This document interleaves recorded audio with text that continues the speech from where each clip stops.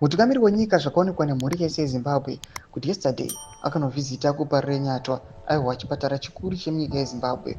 Panguva inoyi zvakadai zvichiitika unokwanzi mutungamiri wenyika anouya achitaura pamusoro pe the situation aiwa iriko kuzvipatara. Anovhizita kuti ave neclear understanding sezvakamboita kuna Machakaire vachiinvita mutungamiri wenyika kuti auye aone kuti aiwa zvinhu zvinenge zvichitaurwa nemacritics kana nevanhu maopposition kana mahuman rights defenders vacha vachitaura vachiita as if they are mocking mutungamiri wenyika vanenge vachitaura chokwadi. Sanapinda mashoko anobuda panguva ino kuti bosubscribe like watombe bell timida papresidential page vanobuda chiposta mapictures mutungamiri wenyika ari kupa reNyatwa zvamuri kuona kuti awa the situation iri kusiririsa hapamborina kana chinhu chakati tsvikiti.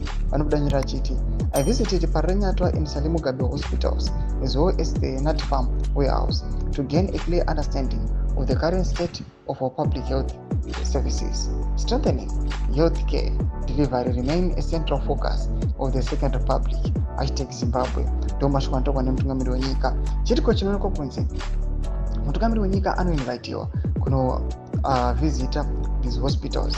Panguva ine politics kunokuwa kuzi corruption aiwa yakagara mu the ruling party ZANU-PF nezvigananda. Panguva inoyi people have seen it as an opportunity yezvigananda to make money.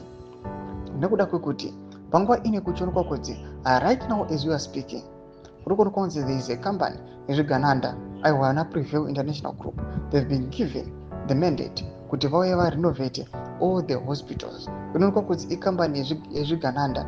Panguva ino izvi zvichiitika zvinonzi kunoonekwa kuti these zviganandas have taken an opportunity kuti vauye vachitora that tender kunyazozikanwa kuti kana zvigananda kana zvinenge zvangopinda zvinongoita sekutrabablas. Chinhu chinonzi kuonekwa kunzi aiwa achingazombosviki pakusvika kune makosi ekuma 88 million.